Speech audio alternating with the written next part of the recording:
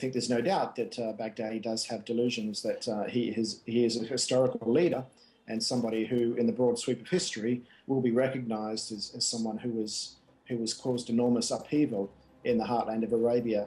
And I do think that it's likely that he is comparing himself, at least loosely, to the legacy of bin Laden.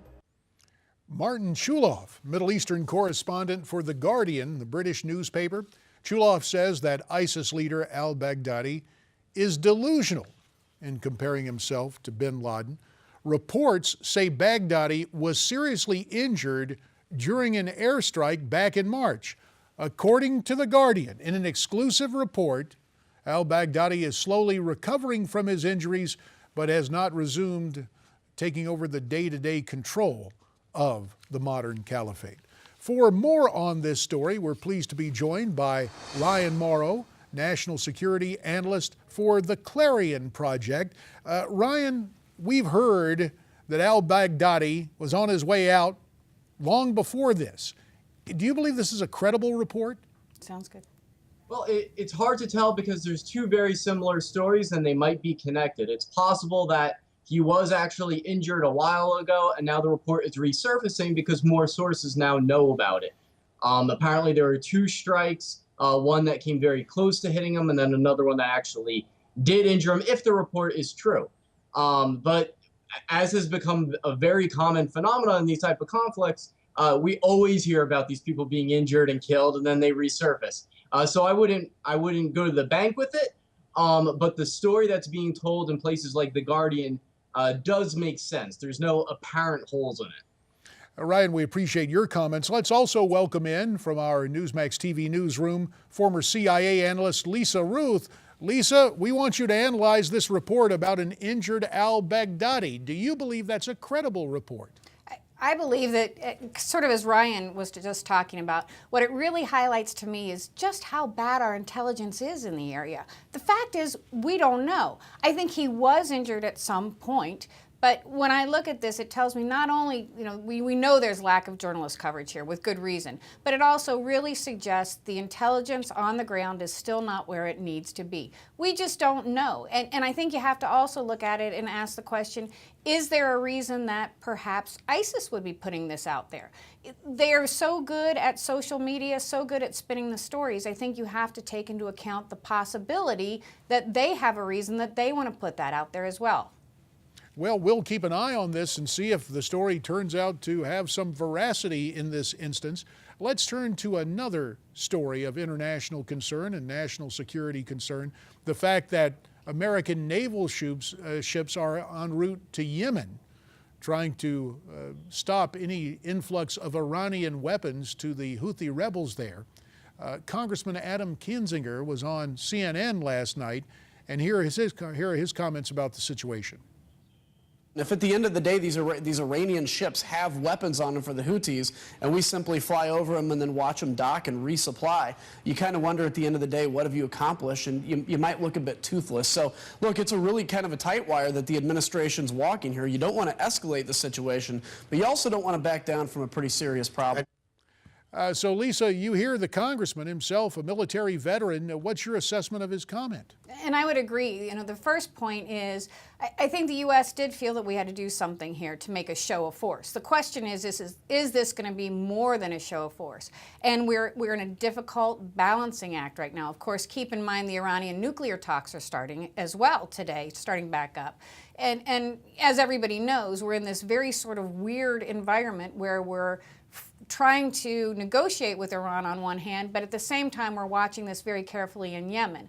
I also think just moving the ships, though, is making a statement. Keep in mind as well, there's a lot of Americans in Yemen. It is possible, although the United States has said so far this is not the reason we're doing it, but the ships may be part of an effort to extricate some of these Americans out. But again, it is very, very delicate, and I think that it's the first time we're showing force, but I also think part of this is about getting support for the Saudis. So Ryan, we have heard that essentially what we have in Yemen is a proxy war, Iran versus Saudi Arabia. I'm interested in where ISIS fits into this, if at all. Does this just add to the agitation in the region and allow ISIS to continue its work elsewhere in the Middle East?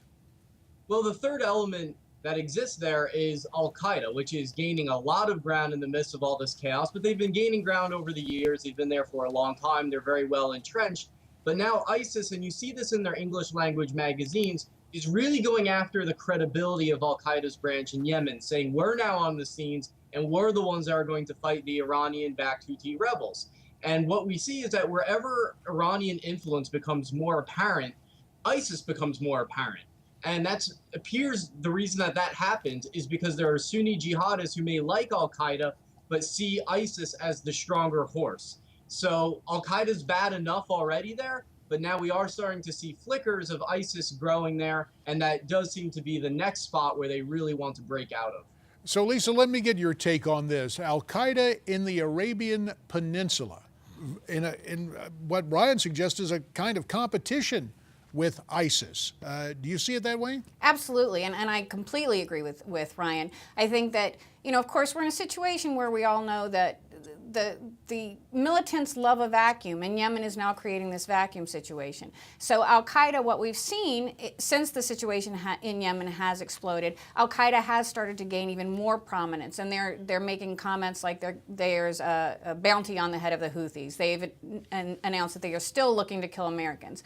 ISIS sees this situation. It's an opportunity to come in and fill this void, and it is, I think, very disturbing. We've seen ISIS in Afghanistan. We've seen ISIS in India even. And Yemen is an opportunity for ISIS. I think absolutely positively the real threat here is going to be how much the militants, both Al-Qaeda and Yemen and ISIS, can come in and take control in Yemen. And it's a disturbing situation. I agree with Ryan. This is something that we're going to see ISIS more and more active, trying to take advantage of the chaos. It is worth noting that early this morning, warplanes from the Saudi-led military coalition hit a southern city in Yemen.